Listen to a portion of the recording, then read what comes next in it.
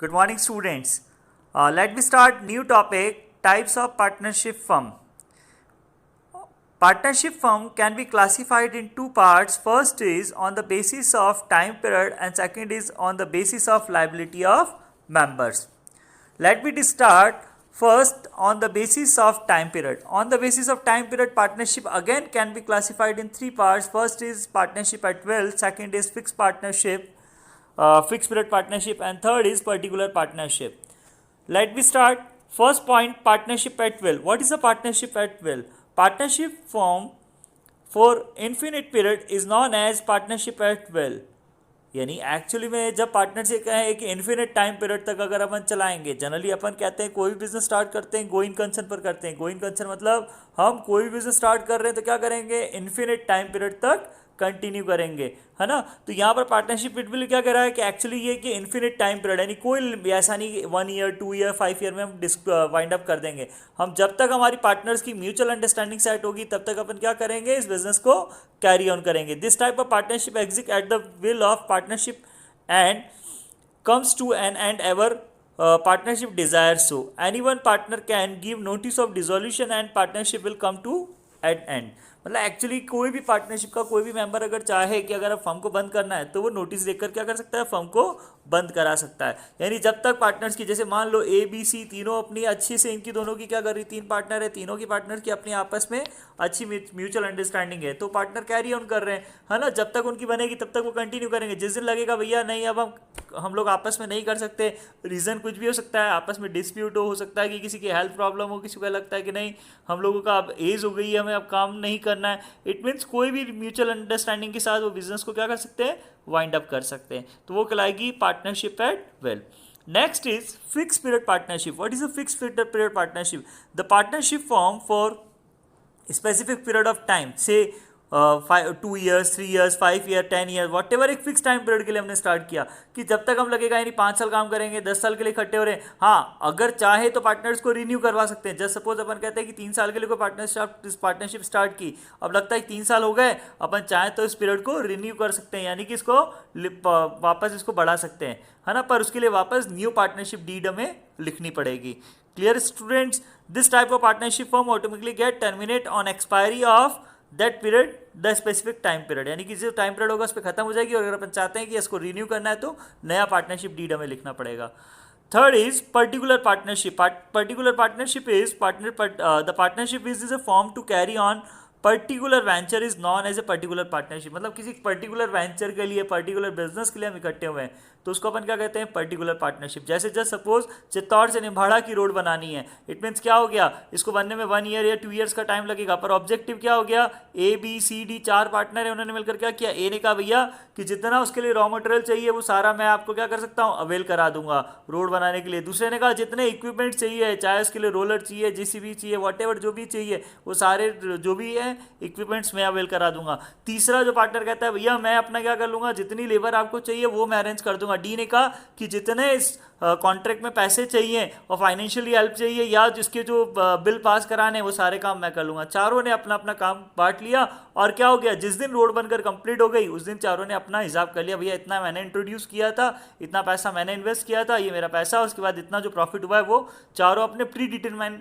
PSR में क्या कर लेंगे, डिस्ट्रीब्यूट कर लेंगे. It's called particular partnership. यानी एक पर्टिकुलर ऑब्जेक्ट हुआ, कंप्लीट हुआ और पार्टनरशिप क्या हो गई, ओवर हो गई, है ना. सेकंड एग्जांपल, इस बार ठंड बहुत ज़्यादा पड़ रही है तो मैं ए और बी ने क्या कहा, भैया एक काम करते हैं, ए कहता है कि मैं वहाँ से जम्मू से शिमला से क्या करूँगा, आपको शॉल स्वेटर सब सप्लाई करता रहूँगा, आप यहाँ निम्बाड़ा में क्या कर लो, स्टॉल लगा लो और आप उसको सेल करते रहना. ये क्या हो गया, एक सर्दियों के लिए 4 महीने 5 महीने के लिए एक वेंचर किया. जिस दिन सर्दियाँ खत्म हुई उस दिन उन्होंने क्या कर लिया, जो रिमेनिंग स्टॉक था उसका कैलकुलेशन करके बाकी का हिसाब कर लिया, जो प्रॉफिट उनको जनरेट हुआ.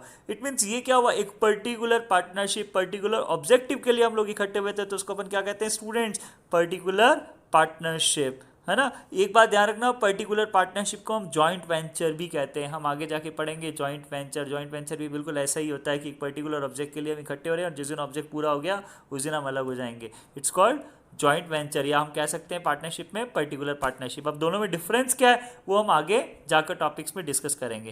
Clear student? Next topic is types of partnership based on liability of members. अब बात ये आती है स्टूडेंट्स कि हम मेंबर्स के लाइबिलिटी के अकॉर्डिंग अपन काम करें, तो अपन क्या बात करें, उसको कितने पार्ट्स में डिवाइड कर सकते हैं generally? It's can be classified in 2 parts.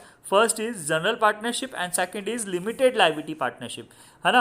Actually general partnership को हम अनलिमिटेड लाइबिलिटी पार्टनरशिप भी कहते हैं, यानी कि अपन कह सकते हैं partnership can be classified on the liability basis. First is unlimited partnership और एक होता है लिमिटेड लाइबिलिटी पार्टनरशिप. अब अनलिमिटेड को हमने जनरल पार्टनरशिप क्यों कहा, उसको ध्यान से समझना. एक्चुअली जितनी भी पार्टनरशिप होती है ना, जब तक कोई क्लॉज ऐड नहीं है तब तक अपन क्या मानकर चलते हैं स्टूडेंट्स, उसको unlimited liability partnership. Unlimited liability हमने सोल प्रोप्राइटर में भी डिस्कस किया, हमने पार्टनरशिप के फीचर्स में भी डिस्कस किया, है ना. इसकी लिमिटेशन में भी हमने डिस्कस किया. क्या होता है अनलिमिटेड लाइबिलिटी, यानी अगर फर्म को कोई लॉस हो रहा है स्टूडेंट, तो क्या होगा, अगर फर्म लॉस बियर कर रही है तो पार्टनर्स अपनी पर्सनल एसेट्स को सेल करके भी फर्म के लॉस को अगर उन्हें कंपेंसेट करना पड़े तो वो करेंगे, है ना. यानी अपन डिस्कस करते हैं student, the partnership in which liability all the members is unlimited is known as a general partnership, which mean if the assets of the firm are not enough then creditors can settle their accounts by having claim over the personal property of partners. मतलब अगर creditors का claim settle नहीं हो रहा है तो partners की personal asset से भी हमें पैसा लेकर आना पड़ेगा. जस्ट मान लो फर्म वाइंड अप पर जा रही है और फर्म की जो एसेट से रियलाइज हुआ वो हुआ 10 लाख रुपीज रियलाइज हुआ और फर्म की लाइबिलिटी स्टूड एट 12 लाख. तो 2 लाख का जो लॉस है या 2 लाख का जो अमाउंट कम पड़ रहा है क्रेडिटर्स को पे करने के लिए, एसेट से भी हमने 10 लाख ले लिए पर लाइबिलिटी 12 लाख की हो रही, तो 2 लाख रुपए कौन लाएगा? पार्टनर्स अपने घर से लेकर आएंगे. इट मीन्स ये क्या हुई? अनलिमिटेड लाइबिलिटी, है ना. तो इसको अपन क्या कहते हैं? General partnership. अब दूसरा जो कॉन्सेप्ट है बेटा एलएलपी. एलएलपी मतलब लिमिटेड लाइबिलिटी पार्टनरशिप. जनरली ये इंडिया में बहुत कम है, फॉरेन कंट्रीज में ज़्यादा है, बट धीरे धीरे इसका कॉन्सेप्ट इंडिया में भी आने लग गया, है ना. और इसके लिए एक अलग से एक्ट बना दिया. यानी देखो इंडियन पार्टनरशिप एक्ट में इसको कवर नहीं किया हुआ है. इसको कहाँ कवर किया है? इसको लिमिटेड पार्टनरशिप एक्ट 2008. देखो अपने पार्टनरशिप के लिए कौन सा एक्ट है? Indian partnership act 1932. But limited liability यानी जिसको हम शॉर्ट में कहते हैं एलएलपी, है ना. एलएलपी जो है वो कौन से एक्ट में कवर है? Limited partnership act 2008. ये याद रखना, यानी क्वेश्चन रेज हो सकता है, एग्जामिनर क्वेश्चन रेज कर सकता है ना. Which act is separate act for LLP, है ना. यानी सेपरेट एक्ट कौन सा एलएलपी के लिए? तो कौन सा होगा? A Indian partnership act 1932, B limited partnership act 2008, C partnership act 1956 and last is none of above. यानी ऐसा क्वेश्चन हो सकता है. रिसेंटली तुमने अभी एग्जाम में भी देखा, अपने जो फर्स्ट यूनिट टेस्ट हुए स्टूडेंट्स, उसमें भी आप लोगों ने क्या देखा कि हमारे पास एक क्वेश्चन था. कौन सा क्वेश्चन था? कि पार्टनरशिप के लिए कौन सा एक्ट बना हुआ है? तो वहाँ ऑप्शंस थे Indian partnership act 1932, Indian partnership act 1956, Indian partnership act 2013, है ना, और इंडियन पार्टनरशिप एक्ट 1912. इस तरीके से हमारे पास 4 एक्ट दे रखे थे. पर याद रखो, पर मैं जब क्वेश्चन बना रहा था ना तब मेरी बहुत मन था मैं वहाँ लिख दूँ इंडियन पार्टनरशिप एक्ट 1932 और सेकेंड ऑप्शन लिखने वाला था पार्टनरशिप एक्ट 1932. मतलब दोनों आंसर 1932 के थे, पर आंसर कौन सा सही होगा? Indian partnership act 1932. मतलब ये ध्यान रखना, इंडियन वर्ड जो एक्ट में लिखा हुआ हमें उसको फॉलो करना ही है. तो आगे से ध्यान रखना, अगर ऐसा क्वेश्चन आता है तो हमें ध्यान रखना है. पर लिमिटेड पार्टनरशिप एक्ट 2008 के साथ कोई इंडियन वर्ड यूज नहीं किया हुआ है ना. तब होता क्या है एलएलपी कॉन्सेप्ट, अपन उसको देखते हैं. तो देखो, partnership firm in which liability of all member except one member is limited to extend of their share in partnership firm is known as LLP, यानी लिमिटेड लायबिलिटी पार्टनरशिप. यानी इसका मतलब क्या हुआ स्टूडेंट? इसका सीधा सा कॉन्सेप्ट हो गया कि कोई भी पार्टनर में मान लो A B C D 4 partner है, तो तीनों पार्टनर्स कम से कम 3 पार्टनर, एक पार्टनर की लायबिलिटी क्या होगी स्टूडेंट्स? Limited, sorry unlimited. मतलब ए कहता है कि भैया अगर कोई फर्म को लॉस होना है तो मैं उसका 10 लाख रुपीज़ बियर कर लूँगा, बी कहता है मैं 8 लाख कर लूँगा, सी कहता है मैं 6 लाख कर लूँगा. अब डी अपनी लायबिलिटी फिक्स नहीं कर सकता है, यानी डी की लायबिलिटी कितनी होनी चाहिए? अनलिमिटेड होनी चाहिए. इट मीन्स अब बात ये आती है स्टूडेंट्स की, मैंने कहने का मतलब क्या हुआ कि यानी अगर पार्टनरशिप में 10 मेंबर हैं तो 9 जने क्या कर सकते हैं? अपनी पार्टनरशिप की अपनी जो लिमिट है यानी अपनी लायबिलिटी को क्या कर सकते हैं? लिमिटेड कर सकते हैं. बट एटलीस्ट वन पार्टनर की लायबिलिटी क्या होनी चाहिए? अनलिमिटेड होनी चाहिए, है ना. समझ में आई मेरी बात? यानी कि सबके सब नहीं कर पाएंगे. अब बात आती सर ऐसा क्यों? इससे डी को क्या फ़ायदा होगा, ए बी सी टी के तीनों कह देते हैं मैं 10 लाख दूंगा, मैं वो कहता है मैं 8 दूंगा और 6 दूंगा। अगर मान लो फर्म को 50 लाख का लॉस हो गया तो ये तीनों तो भैया 10 और 8 18 से 24 लाख रुपए देती है, 26 लाख का लॉस कौन बियर कर रहा है, डी अकेला बियर कर रहा है। बात समझ में आ रही है ना। ए ने कहा 10 लाख रुपए में दूंगा, बी ने कहा मैं 8 लाख दूंगा, सी ने कहा मैं 6 लाख दूंगा, यानी टोटल कर लो तो कितना हुआ 24 lakh rupees. And firm occurred the loss rupees 50 lakh.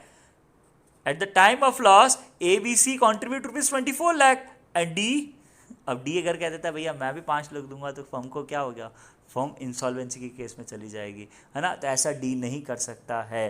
तो उसमें क्या होगा, डी को एक पार्टनर की लायबिलिटी क्या होनी चाहिए, अनलिमिटेड, यानी जो 26 लाख रेस्ट अमाउंट बचा वो कौन बियर करेगा स्टूडेंट्स, डी बियर करेगा। समझ में आई मेरी बात या नहीं, बिल्कुल क्लियर हो गया, ओके है ना। तो इसको अपन क्या कहते हैं, एलएलपी कॉन्सेप्ट कहते हैं। अब बात आती है सर डी ऐसा क्यों करेगा, डी को क्या फ़ायदा, तो सीधी सी बात है, देखो अपन ने पढ़ा फर्स्ट चैप्टर में पढ़ा मोर रिस्क मोर गेन। अब डी क्या कर रहा है, रिस्क ज़्यादा ले रहा है तो उसका प्रॉफिट शेयरिंग रेशियो भी क्या होगा, ज़्यादा होगा।